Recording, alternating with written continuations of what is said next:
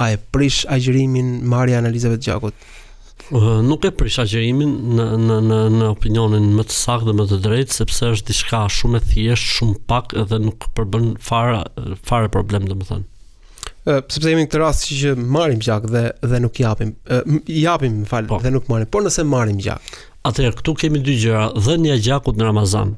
Dhënia e gjakut në Ramazan nuk është e këshilluar në Islam, për shkak të dobësisë që shkakton tek njeriu dhe njeriu sugjerohet që mbas dhënies gjakut të ushqehet me diçka të marrë diçka. Kur thon Ramazan gjatë kohës së agjërimit. Gjatë kohës së agjërimit. Po, në Ramazan me kuptimin gjatë kohës së agjërimit, nga agimi deri në perëndim.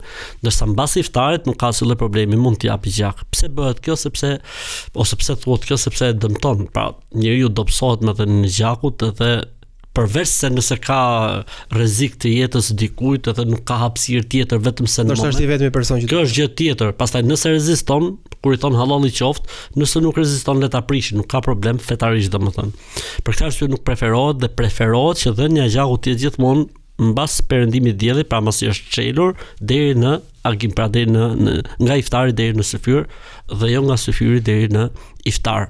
Ndërsa marrja e gjakut, nëse është diçka e nevojshme, pra që njeriu e merr se ka pasur një aksident edhe duhet ta marrë etj, nuk ka asnjë lloj problemi fetarisht, edhe nëse e merr për tu forcuar, thjesht ndjen dobësi edhe do të marrë gjak, atëherë kjo e prish agjërimin.